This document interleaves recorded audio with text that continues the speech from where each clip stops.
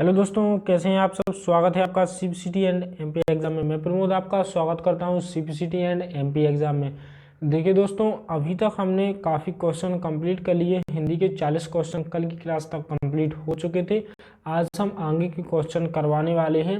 ये जो अभी हमारी सीरीज चल रही है क्वेश्चंस की, वो अभी मिक्स क्वेश्चंस की सीरीज चल रही है और ये वो क्वेश्चन है जो एग्जाम में आए हुए क्वेश्चन है। तो आइए आज की क्लास को ज़्यादा देर ना करते हुए स्टार्ट करते हैं। संस्कृत के ऐसे शब्द जिन्हें हम ज्यों का त्यों प्रयोग में लाते हैं क्या कहलाते हैं। और जो हमारे क्वेश्चन में दिया गया है कि ऐसे शब्द जिन्हें हम ज्यों का त्यों प्रयोग में लाते हैं, जैसे हैं वैसे ही हम प्रयोग में लाते हैं, वो कौन से शब्द कहलाते हैं। ठीक है ना। तत्सम शब्द, तद्भव शब्द, देशज या फिर विदेशज। तो संस्कृत के ऐसे शब्द जिन्हें हम ज्यों का त्यों प्रयोग में लाते हैं वो कहलाते हैं हमारे तत्सम शब्द। ठीक है ना। तद्भव शब्द वो कहलाते हैं कि थोड़ा सा बदला हुआ रूप, जो तत्सम में यूज होने वाले शब्द होते हैं उनसे थोड़ा बदला हुआ रूप, वो क्या कहलाता है। हिंदी में आए हुए शब्दों को तद्भव शब्द कहते हैं। देशज, जो बोलचाल सामान्य बोलचाल की भाषा में यूज किए जाने वाले शब्द क्या कहलाते हैं, देशज। और विदेशज वो कहलाते हैं, जैसे अरबी, फारसी इत्यादि शब्द जो होंगे वो विदेशज शब्द कहलाएंगे। ठीक है ना दोस्तों। अब हम चलेंगे अगले क्वेश्चन की ओर। इससे पहले मैं आपको जानकारी देना चाहता हूं, जैसा कि मैं हर क्लास में आपको बार बार कह रहा हूं कि जिस भी स्टूडेंट को पीडीएफ परचेस करनी है तो वह डिस्क्रिप्शन बॉक्स में दिए गए नंबर पर कांटेक्ट कर ले और जल्द से जल्द पीडीएफ खरीद ले। ठीक है ना दोस्तों, क्योंकि उसमें आप ही लोगों का फायदा है। क्योंकि मैं आपके लोगों के लिए जो क्वेश्चन है वो एग्जाम पैटर्न के आधार पर तैयार किए गए हैं और उन्हीं के आधार पर संभावित क्वेश्चंस की एक सीरीज तैयार की गई है। तो आइए आगे चलते हैं। अब हम अपने अगले नेक्स्ट क्वेश्चन की ओर कि नीचे दिए गए विकल्पों में से तत्सम शब्द का चयन कीजिए। पड़ोसी, गोधूम, वहू या फिर शहीद। इसमें हमें ये बताना है कि तत्सम शब्द कौन से हैं। पड़ोसी तत्सम शब्द है, या फिर गोधूम, या फिर बहू, या फिर शहीद। तो जो हमारा तद्भव शब्द यहाँ पर दिया गया है वो बहू यहाँ पर तद्भव शब्द है, तद्भव शब्द है। ठीक है ना। और जो गोधूम शब्द है वो हमारा कौन सा शब्द है, तत्सम शब्द यहाँ पर दिया गया है। अब हम आगे चलेंगे अगले नेक्स्ट क्वेश्चन की ओर। नीचे दिए गए विकल्पों में से तद्भव शब्द का चयन करना है। हमें यहाँ पे से ये बताना है कि हमारा तद्भव शब्द कौन सा है। व्यंग, मोह, मर्म या फिर प्रलाप। तो यहाँ पर जो हमारा तद्भव शब्द है वो हमारा कौन सा शब्द है, मुँह जो है वो एक तद्भव शब्द यहाँ पर दिया गया है। ठीक है ना दोस्तों। और ये तत्सम तद्भव शब्द आप लोगों को याद करने की जरूरत नहीं है, ऐसे ही आप एक दो बार इनको पढ़ेंगे तो आपको वैसे ही याद हो जाएंगे। और हम क्वेश्चंस में भी करवाते चल रहे हैं तत्सम तद्भव शब्द। और जिसको और भी अधिक पढ़ने हो तो वो कोई बुक से तत्सम तद्भव शब्दों को एक बार पढ़ ले, एक बार लेकर देख ले, तो वो उसको अपने आप ही याद हो जाएंगे कि ये तत्सम शब्द है, ये तद्भव शब्द है। अब हम आगे चलेंगे अगले नेक्स्ट क्वेश्चन की ओर।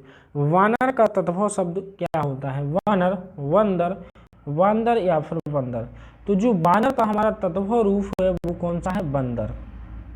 कौन सा है, बंदर। ठीक है ना दोस्तों। तो वानर का जो तद्भव रूप है वो कौन सा है, बंदर है। अब हम आगे बढ़ेंगे अगले क्वेश्चन की ओर कि दर्शन का तद्भव रूप क्या है। इसमें से हमें ये बताना है कि दर्शन का जो तद्भव रूप है वो इनमें से कौन सा है। तो दर्शन का जो तद्भव रूप होता है वो होता है इस प्रकार से, दर्शन इसको लिखा जाता है। दर्शन का जो तद्भव रूप होगा वो होगा दर्शन। अब हम आगे चलेंगे अगले क्वेश्चन की ओर। निम्नलिखित में से कौन सा शब्द तत्सम है। यहाँ पर तत्सम शब्द के बारे में बताना है। उद्गम, खेत, कोट या फिर अजीब। तो यहाँ पर जो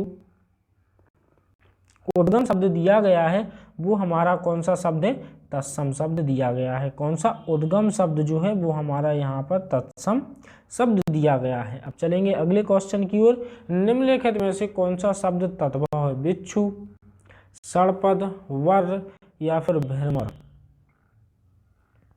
तो यहाँ पर हमें तद्भव शब्द बनाना है। तो तद्भव शब्द जो हमारा कौन सा दिया गया है, बिच्छू जो दिया गया है वो हमारा कौन सा है, तद्भव यहाँ पर शब्द दिया गया है। अब हम आगे चलेंगे अगले क्वेश्चन की ओर। इसी के साथ दोस्तों मैं जैसा कि आपको हर क्लास में कहता हूँ, बार बार फिर से कह रहा हूँ कि जिस भी स्टूडेंट को PDF परचेज करनी है तो वो जल्द से जल्द डिस्क्रिप्शन बॉक्स में दिए गए नंबर पर कॉन्टैक्ट कर PDF को परचेज कर सकता है। और जो भी स्टूडेंट हमारे चैनल पर नए आए हुए हैं वो हमारे चैनल को सब्सक्राइब करें और ज़्यादा से ज़्यादा क्लास को शेयर करें और लाइक करना ना भूलें। तो अब हम क्वेश्चन को पढ़ते हैं। निम्नलिखित तत्सम तद्भव में कौन सा विकल्प अशुद्ध है? इसमें ये बताना है कि इनमें से कौन सा विकल्प क्या है, अशुद्ध है। नृत्य, नाच, श्रृंगार, श्रृंगार, चक्षु, आंख, दधी और दही। तो यहाँ पर जो हमारा अशुद्ध तत्सम तद्भव का विकल्प है वो कौन सा है? तो वो है हमारा कौन सा, चक्षु और आंख। ठीक है ना, ये तत्सम तद्भव के हिसाब से ये गलत दिया गया है। बाकी दधी और दही ये सही है तत्सम तद्भव के हिसाब से। श्रृंगार श्रृंगार सही है और नृत्य नाच ये भी सही है। अब हम चलेंगे अगले क्वेश्चन की ओर। पहचान का तत्सम शब्द बताइए। प्रत्याभिज्ञान, सेकंड ऑप्शन दिया है हमारा प्रज्ञान, थर्ड ऑप्शन दिया है अभिधान, फोर्थ दिया है अवधान। तो यहाँ पर पहचान का हमें तत्सम शब्द बताना है। तो पहचान का जो तत्सम शब्द होता है वो होता है प्रत्याभिज्ञान। कौन सा होता है? प्रत्याभिज्ञान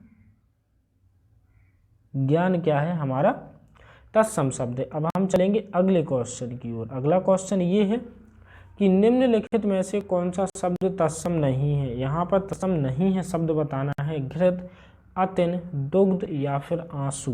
तो आंसू हमारा कौन सा है? तत्सम शब्द नहीं है। अब हम चलेंगे अगले क्वेश्चन की ओर। देश में जन्मा शब्द क्या कहलाता है? देश में जन्मा शब्द क्या कहलाता है? विदेशी शब्द है, आगत शब्द है, देशज शब्द है या फिर इनमें से कोई नहीं। तो देश में जन्मा ये शब्द कौन से हैं? देशज शब्द यहाँ पर दिए गए हैं। अब चलेंगे अगले क्वेश्चन की ओर। गाड़ी शब्द कौन सा है? विदेशी, देशी, आगत या फिर विदेशज।